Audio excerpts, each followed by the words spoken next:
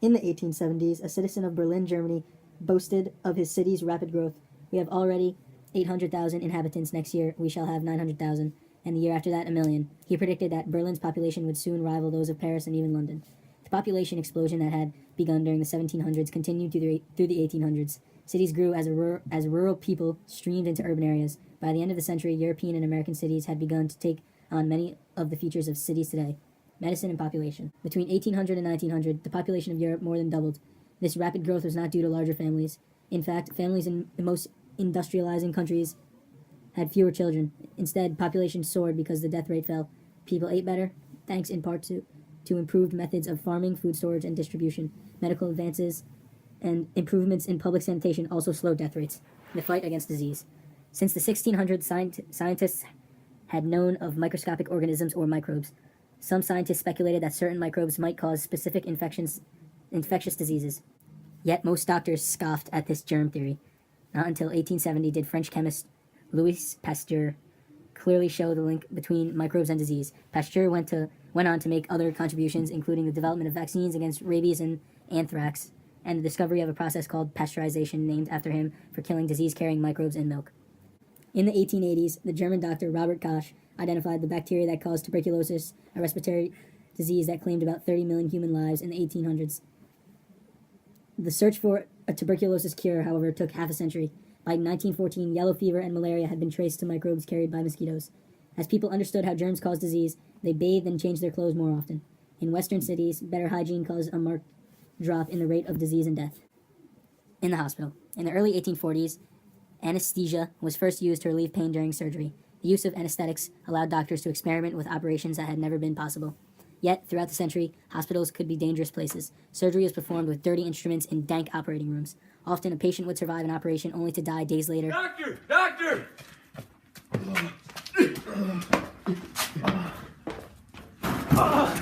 We need you! Doctor! What the hell do you want down there? You need ambulatoration! An ambulatoration! What the hell was that? I don't know! Oh shit! Oh God! Hold on! Hold your horses! Doctor! Doctor!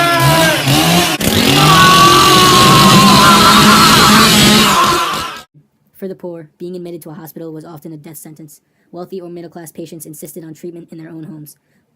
The very first requirement in a hospital, said British nurse Florence Nightingale, is that it should do the sick no harm. As an army nurse during the Crimean War, Nightingale insisted on better hygiene on field hospitals. After the war, she worked to introduce sanitary measures in British hospitals. She also founded the world's first school of nursing. The English surgeon Joseph Lister discovered how antiseptics prevented infection. He insisted that surgeons wash their hands before operating and sterilize their instruments. Eventually, the use of antiseptics drastically reduced deaths from infection. Life of cities. As industrialization progressed, cities came to dominate the West. City life as old civilization itself underwent dramatic changes. The changing of city landscape. Growing wealth and industrialization altered the basic layout of Western cities. City planners gouged out spacious new squares and boulevards. They lined these avenues with government buildings, offices, department stores, and theaters. The most extensive urban renewal, or rebuilding of the poor areas of city, took place in Paris in the 1850s. George Haussmann, the chief planner for Napoleon III, destroyed and tangled medieval streets full of tenement housing. In their place, he built wide boulevards and splendid public buildings. The project put many people to work, facing the threat of social violence. The wide boulevards also made it hard for rebels to put the barricades and easier for troops to reach any part of the city. Generally, settlement patterns shifted. In most American cities, the rich lived in pleasant neighborhoods on the outskirts of the city. The poor crowded into slums near the city center, within reach of factories. Trolley lines made it possible to live in one part of the city and work in another. Sidewalks, sewers, and skyscrapers. Paved streets made urban areas much more livable. First gas lamps and electric streetlights increased safety at night. Cities organized police forces and expanded fire protection. Beneath the new streets, sewage systems made cities healthier places to live. City planners knew that clean water supplies were needed to combat epidemics of cholera and tuberculosis. The massive new sewer system of London and Paris were costly, but they cut death rates down dramatically.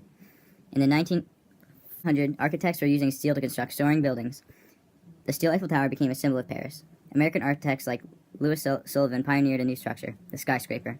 In large cities, single-family, middle-class homes gave way to multi-story apartment buildings, slums. Despite efforts to improve cities, urban life remained harsh for the poor. Some working-class families could afford better clothing, newspapers, or tickets to a music hall, but they went home to small, cramped row houses or tenements in overcrowded neighborhoods. In the worst tenements, whole families were often crammed into a single room. Oh, we don't got the fancy toilets yet. My hot dog! That's our dinner! I got dinner! Oh, snap! Hey! Single room. Unemployment or illness meant lost wages that could ruin family. High rates of crime and alcoholism were a constant curse. Conditions had improved somewhat from the early Industrial Revolution, but slums remained a fact of daily life. Despite the drawbacks, cities attract millions.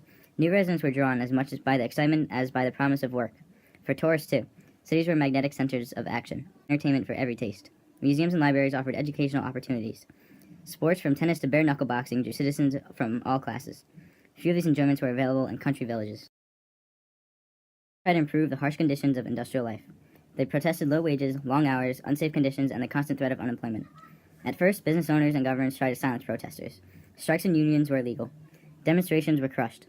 By mid-century, workers slowly began to make progress. They formed mutual aid societies to help groups to aid sick or uninjured workers. Men and women joined socialist parties of organized unions. The Revolution of 1830 and 1848 left vivid images of worker discontent. By the late 1800s, most Western countries had granted all men the right to vote. Workers also won the right to organize unions and bargain on their behalf.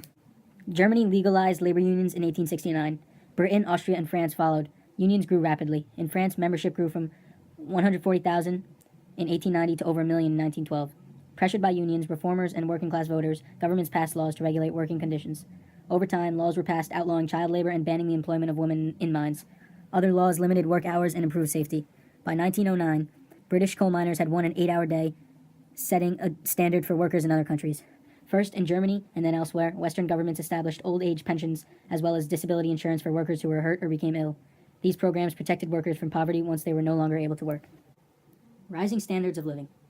Wages varied throughout the industrialized world, with unskilled laborers earning much less than skilled workers. Women received less than half the pay of men doing the same work. Farm laborers barely scraped by during the economic slump of the late 1800s. Periods of unemployment brought desperate hardships to industrial workers and helped boost union membership. Overall, though, standards of living for workers did rise. The standard of living measures the quality and availability of necessities and comforts in a society. Families ate more varied diets, lived in better homes, and dressed in inexpensive, mass-produced clothing. Advances in medicine improved health. Some workers moved to suburbs, traveling to work on subways and trams. Still, the gap between workers and the middle class widened.